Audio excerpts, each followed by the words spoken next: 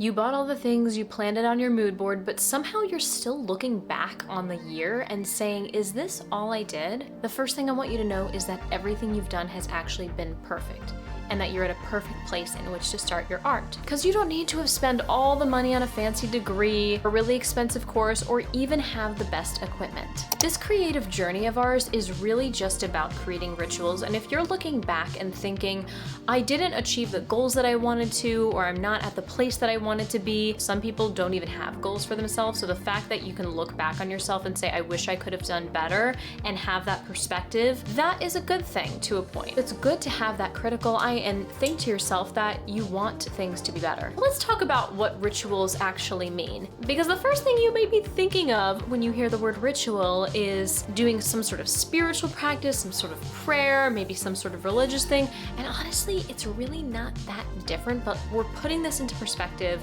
of you as an artist in your creative career. A ritual is a mindful way to complete tasks and everyday habits through a sacred practice that honors your creative spirit. It adds meaning, intention, and a touch of magic and romanticism to your artistic journey. It's basically the idea that you're romanticizing this journey. While we're all gonna look back on the past year and think, I wish I did this, I wish I did that, it's about romanticizing this journey and remembering that as much as we can be critical on ourselves, we actually did a pretty good job. And we love the day-to-day that we're creating for ourselves. For me, rituals are designing my home where I feel like every day is super romantic and ritualized in and of itself. It's one piece of the puzzle that I don't think a lot of artists talk about enough, is this concept of ritualizing our day-to-day lives. Specifically, I want to draw a difference between typical habits and chores that you have to do every day and rituals themselves, because this really is the difference in your artist journey. There's going to be some things that you have to do that you don't really want to do, going to certain jobs or cleaning your house, things that feel like chores, but this is actually what's going to differentiate having this beautiful artistic life versus just having this one goal and like making everything up to it super stressful and hustly and not present. First, habits and chores are obligatory. It's like, oh, I need to do this, I have to do this, I have to do this, I have to, I need to, I should. Whereas if we turn these into rituals, this is more intentional. I'm going to prep my creative space with love. Let's think about cleaning, for instance. I used to hate cleaning so much. I really rarely did it, which I don't know if I want to share that, but I did. By ritualizing it, I actually started to see it in a different perspective, and I'm gonna do it right after this because I'm looking forward to it so much, which is so weird to say, and I feel like an adult. Now, there might have been some things that I've added to this cleaning chore to make it into a ritual. I got cleaning supplies that smell so good. They're all natural, like only essential oils, and they just smell so delicious. They're in this really nice glass jar that just sprays so well, and every time I spray it, I just feel like I'm in a spa. I got these cute little papaya cleaning pads that are made of bamboo, and they're such a cute pattern. For me, that was what I needed to do to turn cleaning from a chore into a ritual, because now I have these like high class, very classy glasses that I spray, and I have this really cute pad. A big part of this too, emotionally, is something that I had to switch. Once I started designing my space in a way that I actually literally love every single day, I started wanting to honor it. I'm like, I want to keep this place nice because it is nice for me. It's beautiful for me. There was a shift in actually what I was using, which yes, costs money, but then there was also just an attitude shift where I stopped seeing cleaning as a chore and I started seeing it as, I have the privilege of cleaning a house. It keeps me safe, it keeps me happy and inspired. So in turn, I want to care for it. It's like a friend. They listen to you, you want to listen to them. It's not this should, oh, I should listen to them, I should do this. It's just this thing that you want to do because they're there for you in times that you need as well. Another part of habits and chores versus rituals is that habits are like you're dreading it, you're constantly pushing it off. So think about anything that you tend to push off a lot. There are a lot of things that I push off. house things, changing out filters, changing out my cat's litter boxes is a whole thing. But putting it in perspective of a ritual, how can we make this joy sparking instead of dreading? How can we make everything a creative practice? I know it's kind of a push to say changing your cat's litter box is a creative practice, but think about it just in tiny little things. Going back to this attitude. I want to change my cat's litter box because it's gonna make the house smell better. It's gonna make it easier for me to clean later on so it doesn't get all built up and gross. And it's giving back because this litter box that I have is an automatic litter box and it does all the scooping for me and all I have to change out is the garbage. So I am helping it in return by saying, thank you, I'm gonna keep you clean. It sounds so silly, but it's a huge part of Marie Kondo's process of having a space that sparks joy for you. And it's a big part of your artist process because we are not going to be creating art every single day. As much as we want to, there are going to be days where we just have to adult. There's gonna be days where we just have to business. How can we make these days more enjoyable? My glasses are so dirty. Oh, I think that made them worse. Something I talk a lot about on this channel, and I truly believe to my core, is that we can't fully be our most creative selves if we are only set on this one goal. That's all we can think about, and we're not thinking about how do I make things nice every day. I put up an Instagram story this morning about little peppers and tomatoes that were growing on my hydroponic garden. This is what we do as artists. We are celebrating the beauty of being alive. Whether you're a songwriter or a visual artist or more of a content creator, you are helping others in some way open their consciousness up to something that they might not have seen. So equally to you, let's do this in our own lives as well. So both of these things kind of lead to what habits and chores create, which is getting overwhelmed and exhausted by your day to day. In turn, creating these into rituals is romanticizing your day to day. I know that we can get overwhelmed by this word romanticize because we see on Instagram people saying, I'm romanticizing XYZ, and it seems like the perfect life, and we know that life is not perfect. I mean, I found myself many years ago not living super intentionally. Like I would open the door and I'd throw my shoes at the door. I didn't organize things, I didn't design things, I didn't really think about how I treated the things that I had and how I treated my life. The way that you treat the things around you and the way that you treat every day is the way that your creative life is gonna give back to you. So if you're not intentional, if you're not appreciating these little wins, the peppers growing, the new vase, the color of your bedroom, then how are we going to learn how to appreciate when we sell our first piece of art, or when we finally get that role that we've been looking for, or when we release a song? It's really practice. It's like going to the gym. We're practicing how to celebrate those small wins in our lifestyle so that in our creative career, we can treat it exactly with the same intention. We're seeing our art as not a goal that we're never gonna hit, but we're seeing our lifestyle is the prize. The way that we live every day is the prize. You get your first sale and you're celebrating and that's an amazing day, and then the next day you go back. So how can we treat that 95% of time of our lifestyle with the same love and intention that we would give those moments that we're hitting our goals? If you have a serious vested interest in seeing more of this face, then I definitely recommend that you subscribe, because I feel like I just need to see her everywhere. I am obsessed with her. I love her. And I feel like you might too. Do it for the vine, do it for the vase. And if you want some more creative tips, of course, but mostly for her, obviously. Think about the ways that you can ritualize your life right now, specifically in 3 main sections: your home, your body, and your creative career. I talked about your home already, things like cleaning, curating a space that you love. I made a whole mood board for every single room in this place, and while it might not be perfect, I wanted to give it the intention that it deserved. Organizing your space so every closet you open is ready for you. When we talk about your body, we're talking about the things that you put in it, the food, the drinks, the supplements, the air, the products you put on your skin, what you clean yourself with, the clothes you wear, your creative career, the decisions you're making every day. Rituals are important for your artist because first of all, it reduces decision fatigue. Well, that was hard. It reduces decision fatigue. It can be so hard to wake up every single day and decide, what am I gonna do today? And some of this comes with actually systems and planning, but when we treat things like rituals, we can actually just make a very clear and simple decision of, oh, I'm going to clean at this time. And it becomes less dreadful and it becomes a very easy decision to make. Decision fatigue is really just the difficulty that it takes sometimes to make a decision. If we know that we are not dreading rituals, that we're actually saying, I'm excited to clean my house because it smells so good and I always listen to a podcast when I'm doing it and I always light a candle so it feels really clean, then it makes the decision so much easier.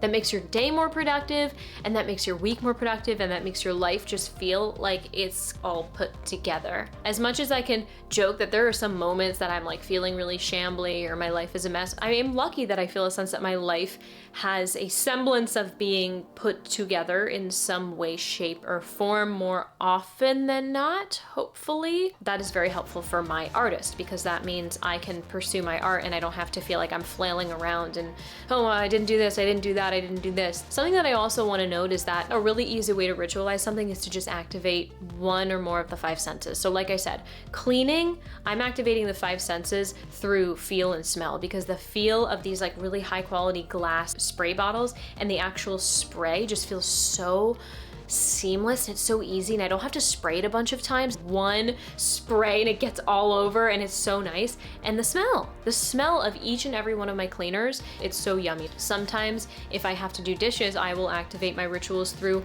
sound. I will listen to a podcast, or through smell, I will light a candle. When I'm doing really repetitive tasks for my cozy girl job, I will turn on a show in the background. These are things that don't require my direct focus. This is like making tasks on Asana or filling out an Excel doc that is just, I have to do it. Rituals are also important for you because it helps combat creative blocks. Because sometimes, as much as we might not want to say it, it's okay. Sometimes chores come in our creative career. If you have already started your creative career or are pursuing that, you can probably tell that there are certain parts of it that you love so much, like actually creating the art, other parts of it like emailing customers or working with Etsy that you just don't love. And you might not have the budget to hire that out yet. Again, just turning these chores and habits into rituals to make sure that as much as you might not like it, as much as you might hire this out in the future and not ever want to have to do it again,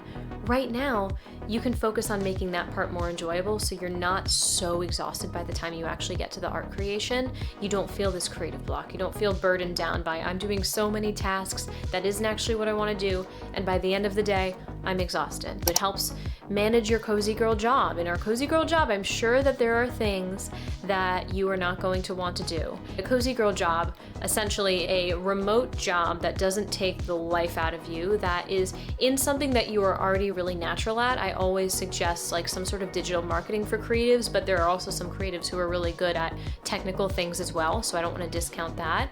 It's a job that is not going to pull all the energy out of you, so you also have the ability to have time for your creative career. It's also helpful when this job can be translated into your creative career. So for instance, if you learn social media marketing and that's your cozy girl job for a little bit, maybe full time or as a freelancer, you can then apply that to your creative career because we need social media and not everyone's good at social media. And if you're good at social media, then you could probably get a lot of eyes on your work, girl.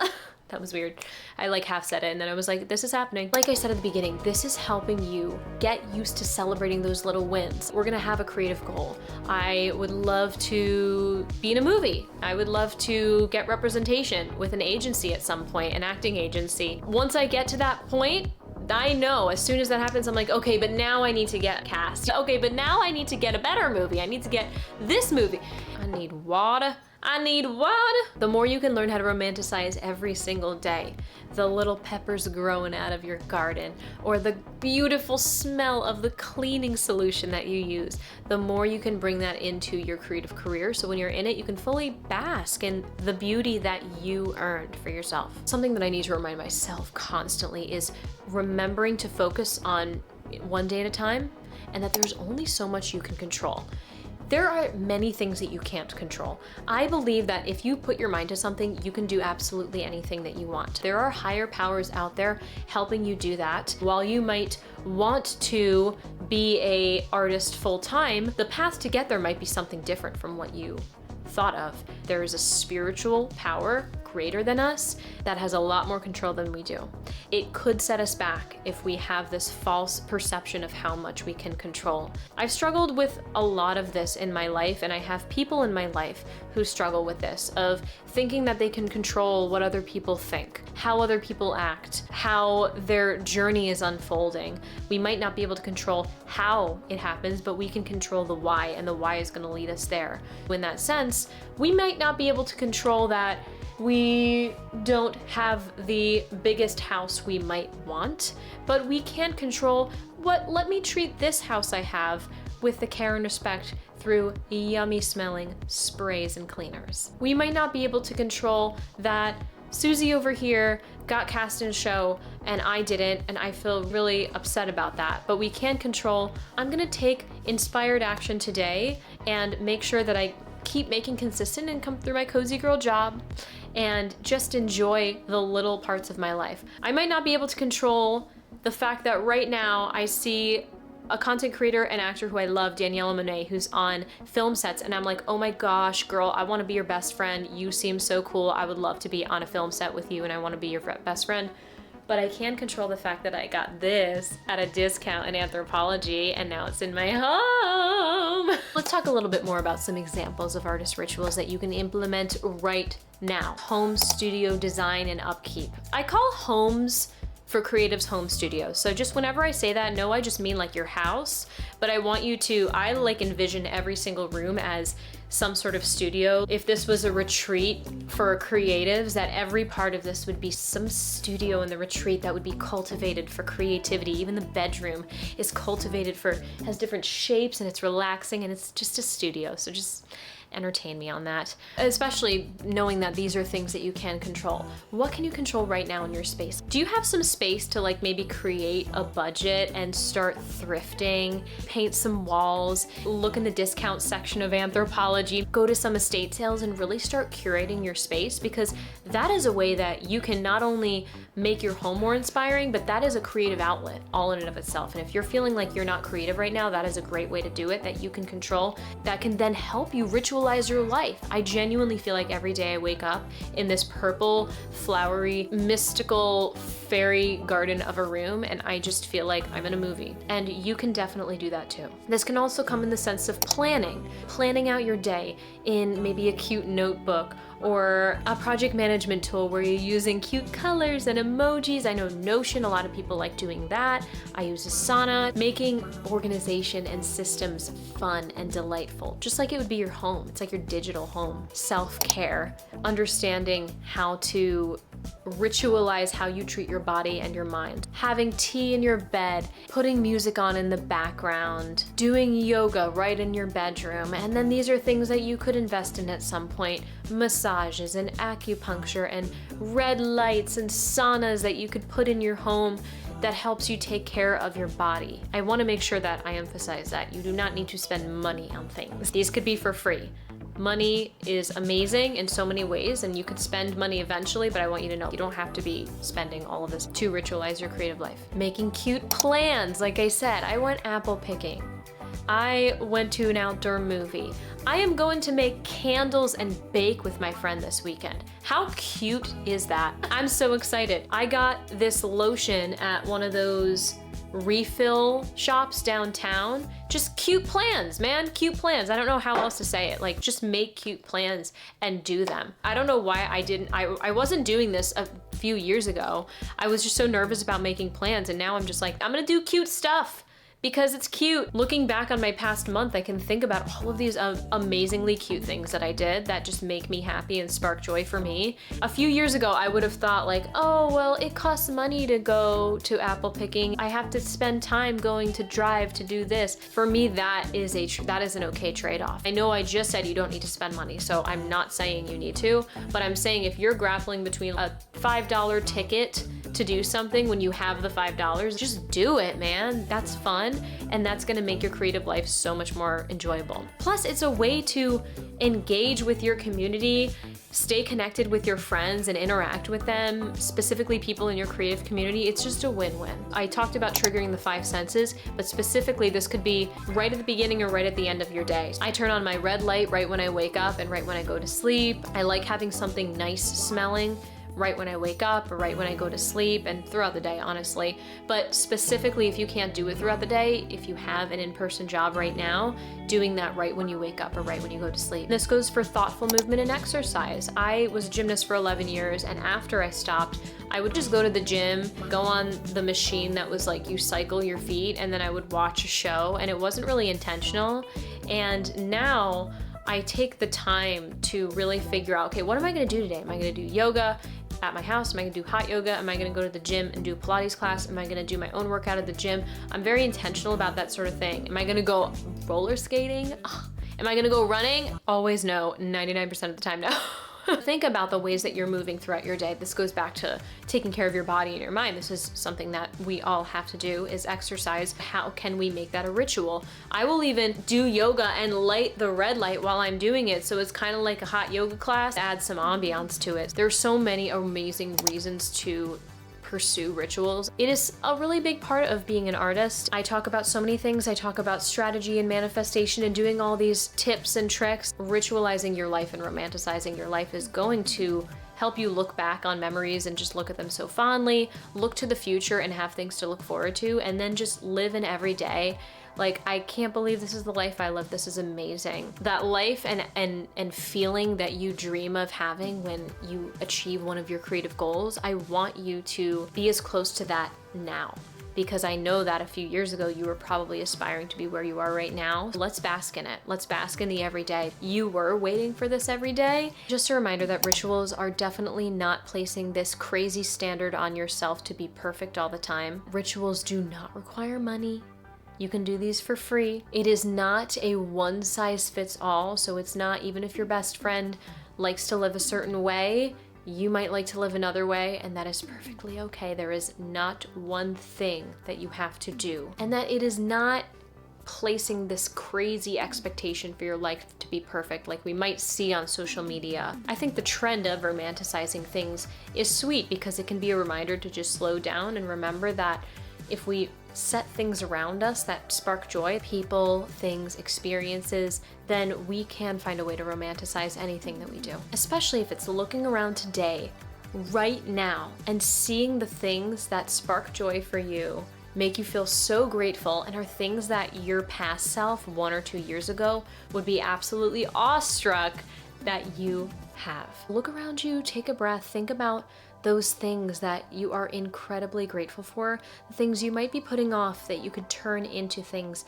that are just as beautiful as the art that you're dreaming of creating. Stay inspired, stay creative, and I will see you next time. Bye.